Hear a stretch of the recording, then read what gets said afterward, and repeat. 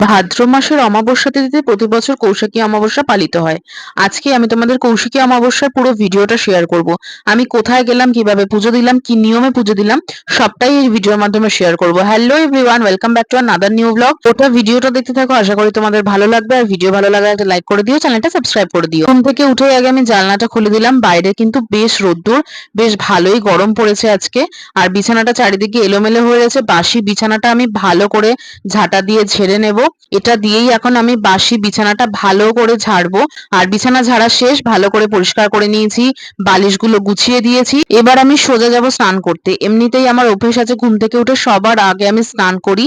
তো আমি স্নানটা করে আসি, ফ্রেশ হই, তারপর তোমাদের সাথে দেখা করছি। স্নান করে আমি ফ্রেশ হয়ে নিয়েছি। ঘুম থেকে ওঠার পর যেরকম মুখটা লাগছিল তার থেকে অনেক বেটার লাগছে।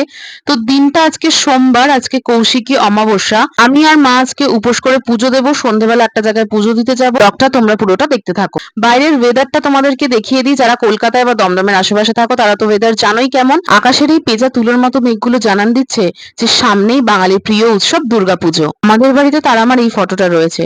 স্নান করে সবার আগে তারা আমাকে সুন্দর একটা জবার মালা পরিয়ে দিলাম। যেহেতু আজকে সোমবার, তাই মহাদেবের পুজোও আজকে রয়েছে। মায়ের পুজো দেওয়া হয়ে গেছে, এবার আমি একটু মহাদেবের মাথায় জল ঢেলে নেব। মহাদেবকে ঘি অর্পণ করতে গিয়ে দেখলাম যে ঘিটা পুরো জমে গেছে, তাই জন্য ঝটপট চলে আসলাম ঘিটা একটু আগুনে সেঁকে গলিয়ে নিতে। ঘরোয়া পুজোতে খুব একটা জাঁকজমক তো থাকে না, মানে মন্দিরে যেরকম পুরোহিতরা সব রকম নিয়ম মেনে পুজো করেন, সেরকম পুজো তো ঘরোয়া ভাবে করা যায় না। তাই আমি প্রথমেই তারামার ফটোটাকে ভালো করে মুছে সুন্দর করে মালা পরিয়ে দিলাম। প্রতিটা ঠাকুরকে ফুল বেলপাতা অর্পণ করে দিলাম। আর আগে যেহেতু মা খেতে দিয়েছে, তাই জন্য আমার আর নতুন করে খেতে দেওয়ার কিছু নেই।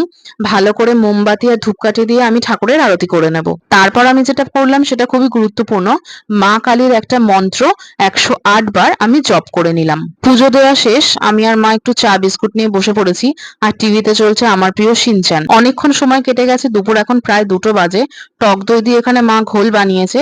মা বলল উপোস করলে দইয়ের ঘোলটুকু খাওয়াই যায়। সন্ধে এখন 6:30 বাজে। সদর দরজার দুই পাশে মা প্রদীপ জ্বালিয়ে দিয়েছে। বলা হয় যে কৌশিকী অমাবস্যার দিন সন্ধেবেলা যদি তিলের তেল দিয়ে প্রদীপ জ্বালানো হয় সেটা নাকি খুবই শুভ। আমি আর মা এখন বেরোবো। একটা কালী মন্দির আছে ভীষণই জাগ্রত, সেখানে এখন যাব পুজো দিতে। রেডি হয়ে আমি আর মা বেরিয়ে পড়েছি। সন্ধে এখন প্রায় 7টা মতো বাজে। টোটোয় উঠে পড়েছি, এবার সোজা মন্দিরের ওখানে গিয়ে নামবো। চলে এসেছি আমরা দমদমের সব থেকে বড় মার্কেটে, যেটাকে গোড়া বাজার বলা হয়। তোমরা যারা আশেপাশে থাকো তারা হয়তো চিনতে পারো। অনেক নতুন নতুন দোকান দেখছি ওপেন হয়েছে পুজোর জন্য। অন্য একদিন পুজোর কালেকশন দেখতে আসবো। আজকে আমাদের অনলি ফোকাস হচ্ছে তারামার পুজো দেওয়া, মানে বা মা কালীর পুজো দেওয়া। তো এই হচ্ছে মন্দির। আর এখন যাচ্ছি মিষ্টির দোকানে, ফুলমালা মিষ্টি সবটাই কিনতে হবে। কিনে নিয়ে তারপর আবার মন্দিরে আসবো। চলে এসেছি মিষ্টির দোকানে। অনেক রকম দেখতে পাচ্ছি ভ্যারাইটিস মিষ্টি আছে। বাড়ির জন্য একটু মিষ্টি নেবো, আর তারামার পুজোর জন্য একটু মিষ্টি নেবো। আজকের দিনে 108টা জবার মালা দিয়ে মা তারা বা মা কালীকে পুজো করতে হয়। তো এখানে আমরা 108টা জবার মালাই খুঁজছিলাম। ভাগ্যবশত খুঁজতে খুঁজতে একটা দোকানে পেয়ে গেলাম। দাম নিয়েছে 50 টাকা। তার সাথে নিলাম একটা আকন্দ ফুলের মালা আর কিছু বেলপাতা। মন্দিরের দিকেই এগিয়ে যাচ্ছিলাম, তখনই চোখ পড়লো এই জবার মালাটার দিকে। কি সুন্দর ফুলগুলো ফুটে রয়েছে। ভাবলাম যে জবার মালাটা আমরা আগে কিনেছি, সেটা কালকে পুজোর জন্য রেখে দেবো, বাড়িতে পুজো দেওয়ার জন্য। আর এই ফোটা জবার মালাটা আমরা নিয়ে যাব আজকে মন্দিরে পুজো দেওয়ার জন্য। তো এটাই হচ্ছে মন্দির। মন্দিরটা আবার নতুন করে তৈরি করা হয়েছে। এখানকার যে মা কালী আছে ভীষণই জাগ্রত। মন্দিরে ভিড় তো প্রচুর আছে, স্বাভাবিক, আজকে একটা এত ভালো পুজোর দিন, ভিড় তো থাকবেই। তো মা ওখানে একটু ধূপকাঠি না মোমবাতি কিছু একটা কিনতে গেছিল বোধহয়। মন্দিরের ঠিক উল্টো দিকেই রয়েছে দেবনিয়ার বলে একটা রেস্টুরেন্ট। আমাদের এই গোড়া বাজারে কিন্তু এই রেস্টুরেন্টটা বেশ নামকরা। তো মন্দিরের ভেতরে ঢুকে গেছি, প্রচন্ড ভিড় ছিল। আমি চেষ্টা করছিলাম মায়ের একটা ফটো তোলার, মানে তারা মার একটা ফটো তোলার, কিন্তু আর একটু সামনের দিকে না এগোলে ভালো করে ফটো বা ভিডিও কোনোটাই নেওয়া যাবে না। চলো পুজো দিতে দিতে তোমাদেরকে কৌশিকী অমাবস্যা নিয়ে আমি কিছু তথ্য শেয়ার করি। কৌশিকী অমাবস্যা হলো অশুভ শক্তি বিনাশের তিথি। মনে করা হয় যে তারাপীঠকে সাধক বামাখ্যাপা কৌশিকী অমাবস্যাতেই সাধনা করে সিদ্ধি লাভ করেছিলেন। এই তিথিতে তারাপীঠে সারা রাত ধরে মা তারার বিশেষ পুজোর আয়োজন করা হয়। দেবী কৌশিকী মহামায়ারই অন্যতম রূপ। শুম্ভ নিশুম্ভ দুই অসুর ভাইকে বধ করার জন্য কৌশিকী দেবী আবির্ভূতা হয়েছিলেন। ব্রহ্মার বর প্রাপ্তির পর অসুর শুম্ভ নিশুম্ভের অত্যাচারের মাত্রা বেড়ে যায়। শুম্ভ নিশুম্ভের অত্যাচারে ত্রিলোক অশান্ত হয়ে পড়ে। অত্যাচারে অতিষ্ঠ এবং ভীত হয়ে দেবতারা অশুভ শক্তির বিনাশ এবং ত্রিলোকে শান্তি স্থাপনের উদ্দেশ্যে দেবী পার্বতী শরণাপন্ন হন। দেবী পার্বতী অশুভ শক্তি বিনাশের উদ্দেশ্যে নিজের দেহকোষ থেকে সৃষ্টি করেন ভয়ঙ্কর দেবী কৌশিকীকে। কৌশিকী অমাবস্যা তিথির নাকি একটি বিশেষ মাহাত্ম্য আছে। এই রাতের একটি বিশেষ মুহূর্তে স্বর্গ ও নরকের মাঝের দুয়ার খুলে যায়।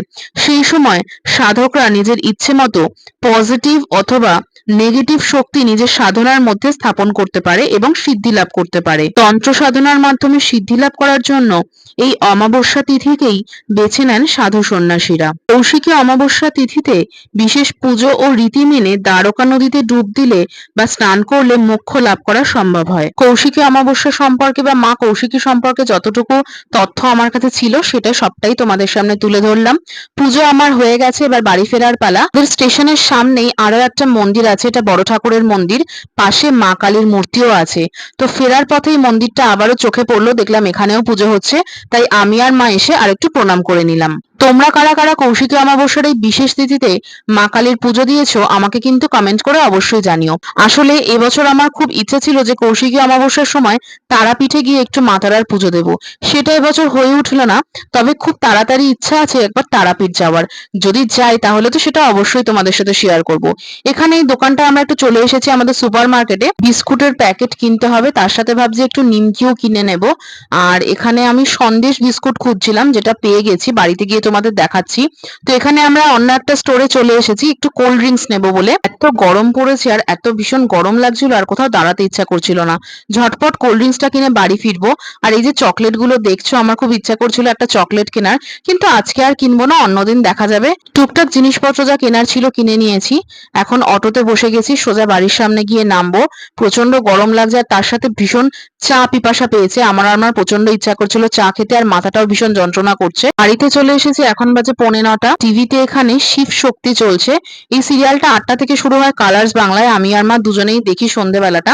যে সন্দেশ বিস্কুটের কথা তোমাদের বলছিলাম, এই যে সেই সন্দেশ বিস্কুটটা পেয়েছি, তার সাথে নিয়েছি এক প্যাকেট নিমকি, এটার দাম নিয়েছে 30 টাকা।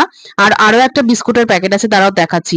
এই যে মা এখানে বললো একটু বাদাম বিস্কুট নিতে, বাদাম বিস্কুটের তাই একটা প্যাকেট নিলাম। আর এখানে আমি আর মা চা নিয়ে বসে গেছি। দিনের বেলা মা একটু ছোলার ডাল বানিয়েছিল, ভেবেছিল রাত্রিবেলা পুজো দেওয়ার পর রুটি বা লুচি দিয়ে খাওয়া হবে।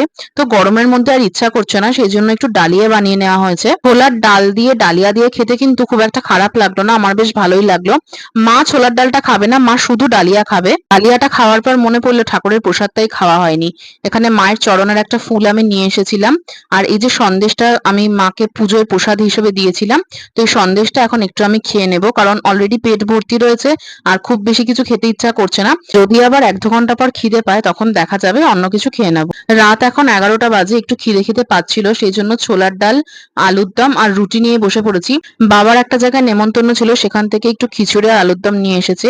আমি তো আজকে চালের জিনিস খাবো না, তাই জন্য রুটিটাই নিয়েছি। তো কেমন লাগলো আজকের ভিডিও অবশ্যই কিন্তু আমাকে কমেন্ট করে জানাও। ভিডিওটা ভালো লাগলে অবশ্যই লাইক কমেন্ট শেয়ার করে চ্যানেলটাকে একটা সাবস্ক্রাইব করো। তোমাদের সাপোর্ট আমার ভীষণ প্রয়োজন, একটু একটু করে আমি আমার ইউটিউব জার্নিতে এগিয়ে চলেছি, যেখানে আমি তোমাদের পাশে চাই, তোমাদের ভালোবাসা, তোমাদের সাপোর্ট চাই। সবাই ভালো থেকো, সুস্থ থেকো, দেখা হচ্ছে নেক্সট ব্লগে।